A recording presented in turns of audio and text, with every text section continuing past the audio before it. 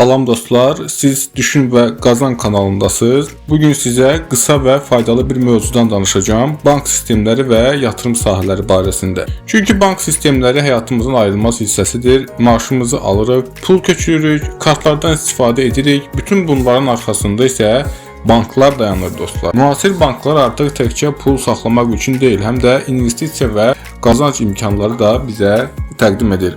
Keçək yatırım sahələrinə, baxaq hansı yatırım sahələri var. Deməli, yatırım sahələri özü ümumilikdə 4 yerə bölünür. Depozitlərə, fond bazarına, kriptovalyutalar, daşınmaz əmlak.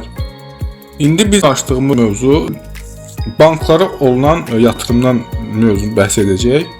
Deməli, ən sadə və risksiz variantdır. Pulu bankda qoyursan və müəyyən faiz gəlir əldə edirsən. Amma qazancı burada elə də çox yüksək olmur. Deməli, ən sadə və risksiz variantdır. Pulu bankda qoyursan və müəyyən faiz gəlir əldə edirsən. Amma qazancı burada elə də çox yüksək olmur. Çoxları bunu səhv başa düşür. Çünki banka pul depozit etmək oradan qazanc götürmək anlamına gəlmir. Çünki bugünkü gün heç kimə bir ildən sonra 9-10 faiz gəlir lazım deyil. Və kimsə də əgər bunu gəlir götürmək fikri ilə edirsə, yəni səhv qərardır. Biz burada artıq geniş düşünməliyik. Çünki böyük investorlar, iri şirkətlər depoziti ona görə edirlər ki, pulunu inflyasiyadan qorusun. İnflyasiya nədir? İnflyasiya pulun dəyərdən düşməsidir. Yəni qiymətlər hər il qalxır deyə illik inflyasiya 15%dir. Və sənin əlində 100 manat varsa, bu vizual olaraq, kağız olaraq 100 manatdır. Yəni kağız parçası olaraq 100 manatdır. Bir ildən sonra 15% bunu düşür. Artıq bu 100 yox, 85 manata çevrilir. Banka pul etmək, depozit etməyin əsas səbəbi pulu mövcud inflyasiyadan qorumaqdır. Daha sonra isə gəlir səhmlər. Burada şirkətlərin səhmlərini alıb satmaq mümkündür. Burada risk var, amma düzgün analizlə yaxşı qazanc əldə etmək olar. Yəni ümumiyyətlə ümumi götürdükdə səhmlərə yatırım etmək nə mənaya gəlir? Deyək ki, hansısa bir şirkətdir, məsələn də istənilən bir X bir şirkət. O deyək ki, bir məhsul istehsal edir. Siz də həmin şirkətin səhmlərini alırsınız. O səhmlərin almaq artıq o deməkdir ki, siz də həmin şirkətə şərik olursunuz.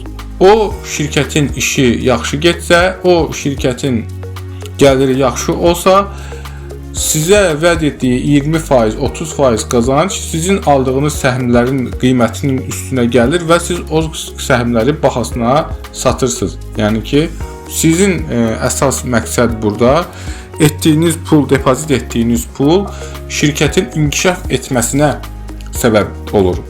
Və buradan siz şirkət inkişaf etdikcə sizin də gəlirləriniz artmış olur.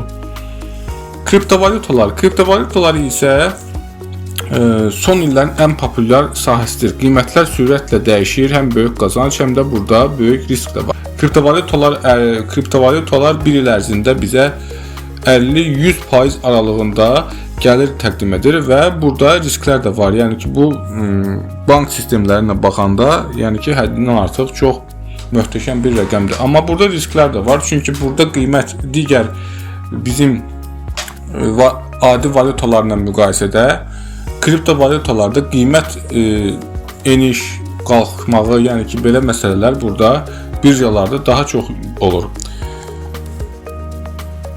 Bu da aqressiv investisiya fondlardır, adından məlumdur. Yəni ki, burada riski düzgün idarə etmək lazımdır. Nə vaxt almaq, hansı formada almaq, necə almaq lazımdır, nələrə yatırım, hansı kriptovalyutalara yatırım etmək lazımdır. Yəni ki, bunların üzərində araşdırma aparmaq lazımdır. Yəni ki, bunlar barədə də mən gələcək videolarda ətraflı məlumat verəcəm dostlar.